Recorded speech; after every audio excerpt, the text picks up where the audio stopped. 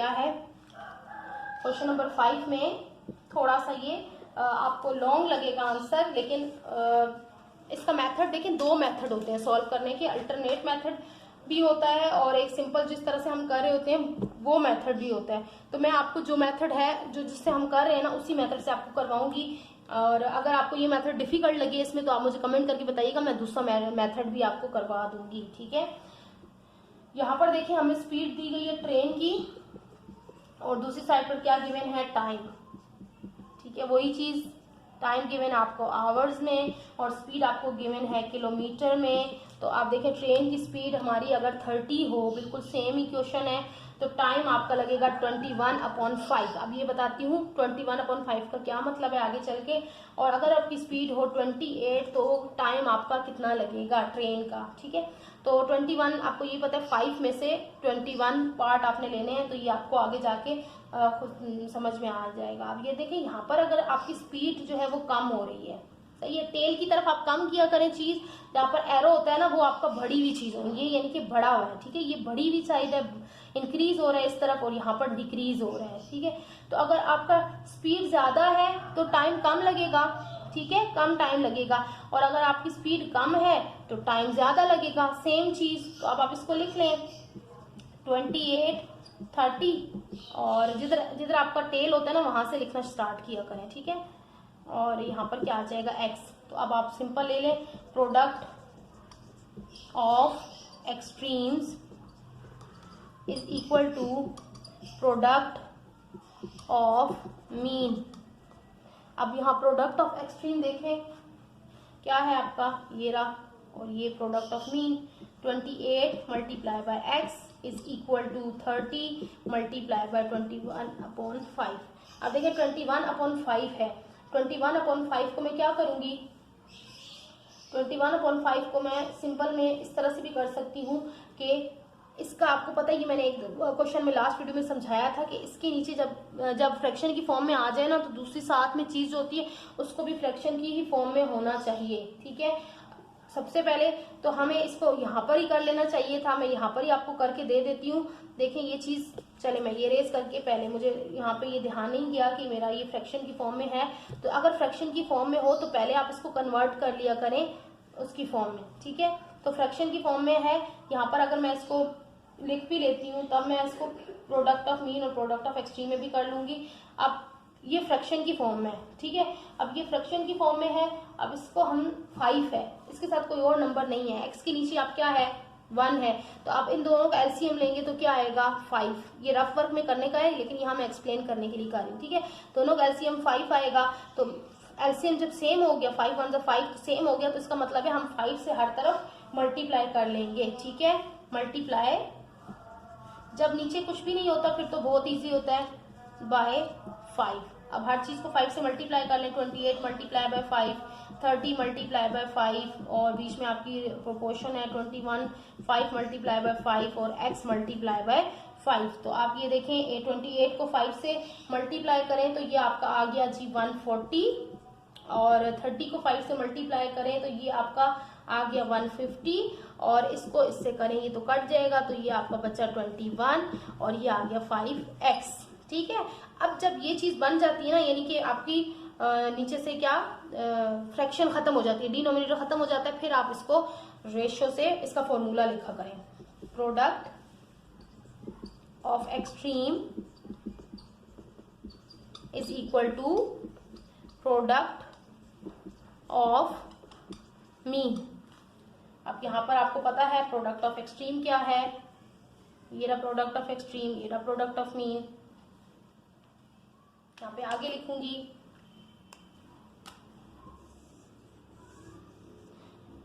यहाँ पर देखिए प्रोडक्ट ऑफ एक्सट्रीम ले लें 140 मल्टीप्लाई पे आपका हो जाएगा 5x is equal to product of entry mean 150 multiply पे आपका हो जाएगा 21।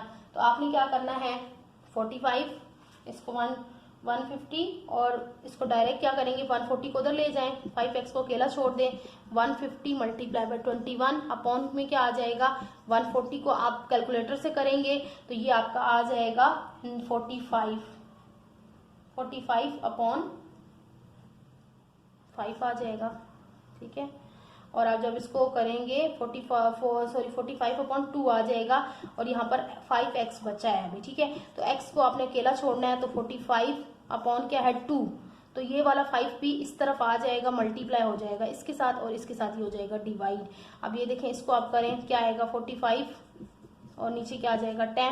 मजीद यहाँ पर देखेंगे हम कि इसको जब हम डिवाइड करेंगे 2 4 ज़ा 8, तो ये आपका 1 बचा, तो अब हम इसको किस फॉर्म में लिखेंगे, 4 होल होता है आपको पता है, और 1/2, तो यही आपका आवर्स आ जाएंगे। इसको आप या और यहाँ यूं भी लिख सकते हैं कि 4 आवर्स और 20 मिनट, ठीक है। तो ये आपका आंसर हो जाएगा। अब चलते हैं क्वेश्चन नंबर 6 की तरफ। क्वेश्चन नंबर 6 में क्या है, क्वेश्चन नंबर 6 आपका है,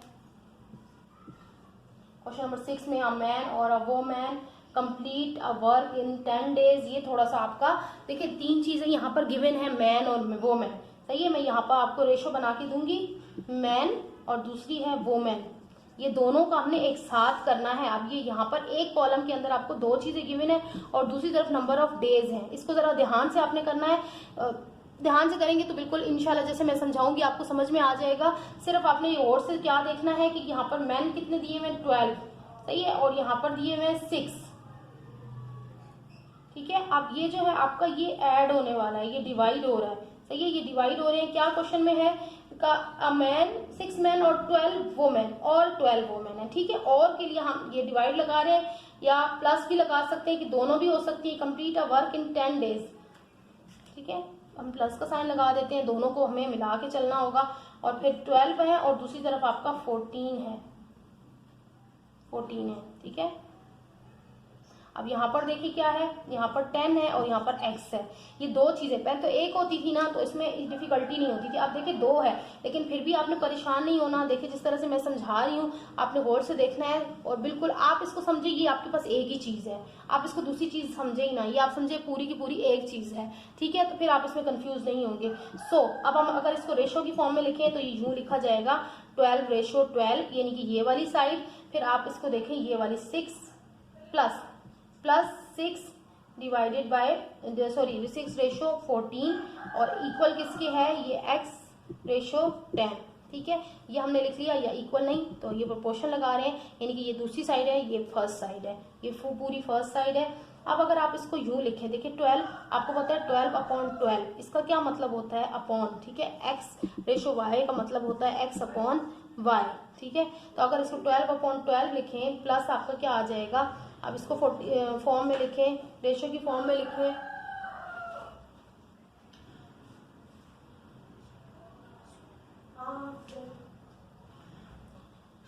और ये आपका क्या आएगा दूसरी साइड पर 14/6 आ गया, ठीक है। अब यहाँ पर ये अगर आप 10/x लिख सकते हैं, सही है। अब आप इसको सॉल्व करें तो ये 12 और 12 सीधा आपका कट जाएगा, तो ये 1 बचा, 1 प्लस आपका आया 14/6। इस तरह से भी कर सकते हैं और इसका पूरा एलसीएम लेकर भी कर सकते हैं, तब भी आपका यही आंसर आएगा। और यहाँ पर देखें 10/6 है, ठीक है। अब यहाँ पर इसको देखें 1 + 14/6, इसको जब आप करेंगे इसका एलसीएम लेंगे तो आपका एलसीएम क्या आएगा, 6 आएगा। तो यहाँ पर आपका 6 + 14, एलसीएम का मेथड सबको पता है इसलिए मैं शॉर्ट कर रही हूँ। अब यहाँ पर देखें 10/x है, अब 10/x को भी ऐसे ही लेके चलते रहे। यहाँ पर 6 + 14/20, ये क्या हो गया, ये आपका हो गया 20/6, तो ये आपका आ गया जी 10/x। अब ये चीज आपकी यूं आ गई। अब इसको बस क्या करेंगे, आप क्रॉस मल्टीप्लाई करेंगे। देखिए जब यूं आपकी वैल्यू आ जाती है, अपॉन में आ रही है, इसको मजीद सॉल्व नहीं कर सकते ना, इस तरह से रेशियोज की फॉर्म में नहीं लिख सकते, एलसीएम नहीं लिख सकते, क्योंकि हमने ये वाला मेथड कर लिया यहाँ पर। तो अब आप इसको क्या करेंगे, क्रॉस मल्टीप्लाई। जब ये फॉर्म आपकी आ जाती है तो ये आपकी क्या हो जाती है, क्रॉस मल्टीप्लाई हो जाता है इस फॉर्म में, ठीक है। इनवर्स फॉर्म है तो इनवर्स में आपने इसको कर लेना है क्रॉस मल्टीप्लाई। तो 20 को आप करेंगे x से, तो ये आपका आ जाएगा 20 × x, बीच में आपका आ गया इक्वल। अगर हम इक्वल लगा लेते हैं क्योंकि अब हम फॉर्मूला यूज कर रहे हैं, सही है। अब आपका क्या है 6 × 10, अब वही बात है, इसको सॉल्व करें, x इधर छोड़ना है, 6 × 10/20 करना है, तो आप 0 0 से कट जाएगा, तो 6 1 6, 6/2, 2 को मजीद करें, 2 1 2, 2 3 6, तो x की वैल्यू आपकी आ गई 3 की,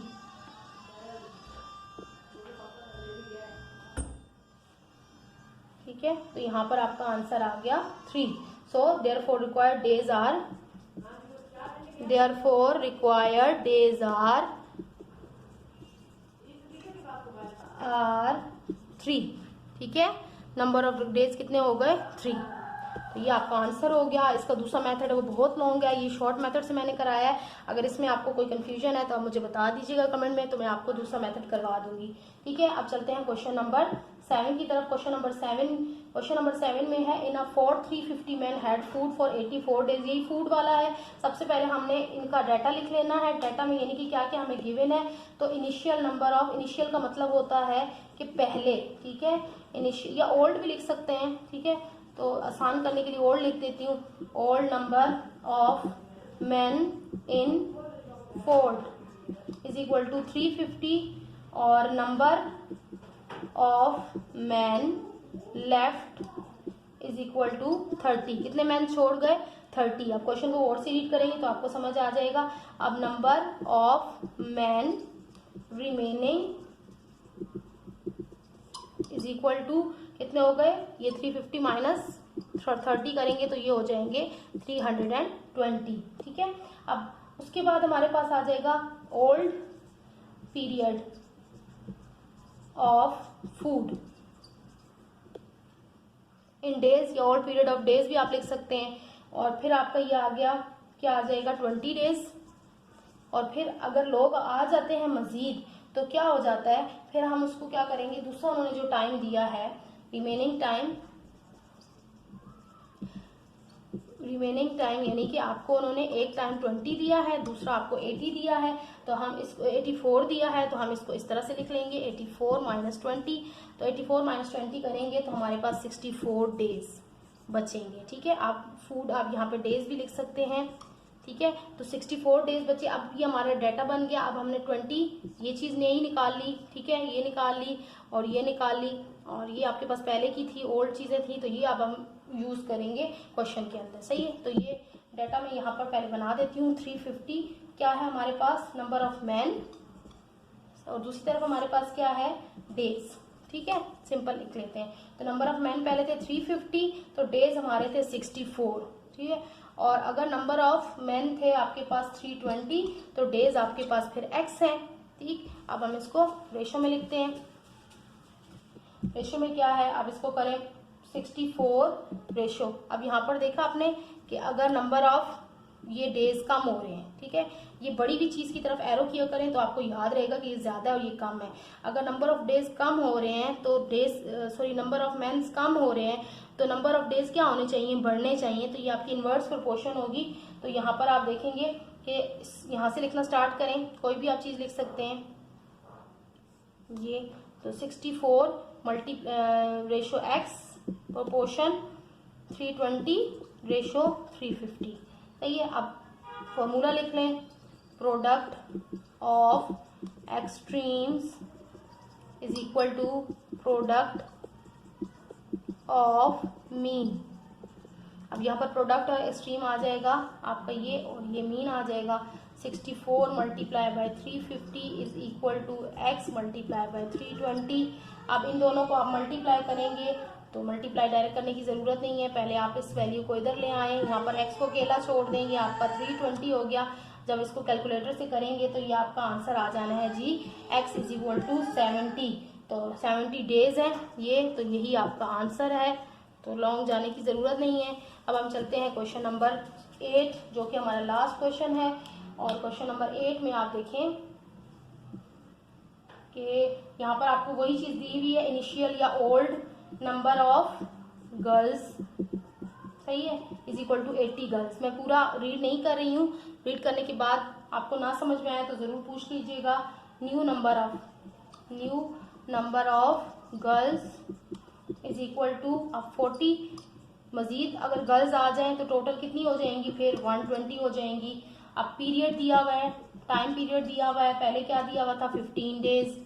ठीक है, अब मजीद न्यू पीरियड आ जाए, पीरियड पास्ट जो टाइम गुजर गया, ठीक है, पीरियड पास्ट कितना गुजर गया आपका 3 डेज गुजर गए। 3 डेज गुजर जाएंगे तो फिर आपका रिमेनिंग पीरियड जो आ जाएगा, रिमेनिंग पीरियड पूरा आप लिख लें, रिमेनिंग पीरियड वो आपका आ जाएगा 15 माइनस आप 3 करेंगे तो आपका आ जाएगा 12 डेज। ठीक है, आई होप आपको ये समझ में आ रहा होगा। और हमें रिक्वायर्ड पीरियड हमें पीरियड रिक्वायर्ड है कि कितना पीरियड चाहिए होगा, तो वो हम यहाँ पे, ये डाटा बनाने का फायदा ये होता है कि आप फिर इजीली इसको वैल्यूज पुट कर सकते हैं। ठीक है, अब ये आ गया, अब हमने रेशो लिख लेनी है। ठीक है, तो रेशो में यहाँ पे आगे दोबारा से इसको रेस करके लिख देती हूँ। पहले है नंबर ऑफ गर्ल्स और दूसरी साइड पे हमारा क्या है, डेज है। नंबर ऑफ गर्ल्स हमारी है 80 और 12 डेज में 80 थी और 120 जब गर्ल्स हुई तो फिर नंबर ऑफ डेज क्या होंगे। ठीक है, वही फूड जो 80 गर्ल्स को 12 डेज में पहुंच रहा था, तो अगर नंबर ऑफ गर्ल्स 120 हो गई तो डेज आपको पता है कम हो जाने हैं। सही है, तो अब यहाँ पर देखें ये बड़े हैं ना, गर्ल्स बड़ी हैं तो ये कम हो जाएगा, तो ये इनवर्स है। इनवर्स में आपने देखें यहाँ से लिखना स्टार्ट करें, कहीं से भी आप लिखना स्टार्ट कर दें, इससे फर्क नहीं पड़ता x, तो मैं यहाँ से, मैंने आपको बताया हुआ टेल की तरफ से लिखा करें तो ये याद रहेगा 80 120। अब product of mean extreme is equal to product of mean. तो आप देख लें, product of extreme, product of mean, x multiply by 120 is equal to 12 multiply by 80। तो आप ये करें, x को अकेला छोड़ें और 12 मल्टीप्लाई बाय 180 करें और 12 120 को उधर ले जाएं, 0 0 से कट गया, 12 12 से कट गया, तो x इज इक्वल टू क्या बचा, 18। ये 80 था, सॉरी ये 80 ही था। ठीक है, 180 नहीं था, तो ये आपका बचा क्या, 8। तो x आपका क्या बचा, therefore required period is equal to 8 days. ये आपका आ गया जी आंसर।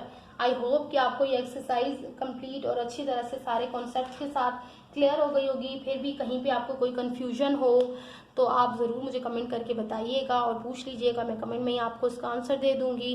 ठीक है, तो मज़ीद वीडियोस देखने के लिए चैनल को देखते रहें और सब्सक्राइब करें और बेल आइकन को ज़रूर प्रेस करें। वीडियो को लाइक और शेयर करें उनके साथ जिनको जो है वो ट्यूशन फीस देने के लिए उनके पास बिल्कुल जो है अफोर्डेबल नहीं है वो, तो उनके साथ ज़रूर शेयर करें। इजाज़त चाहती हूँ, अल्लाह हाफिज़।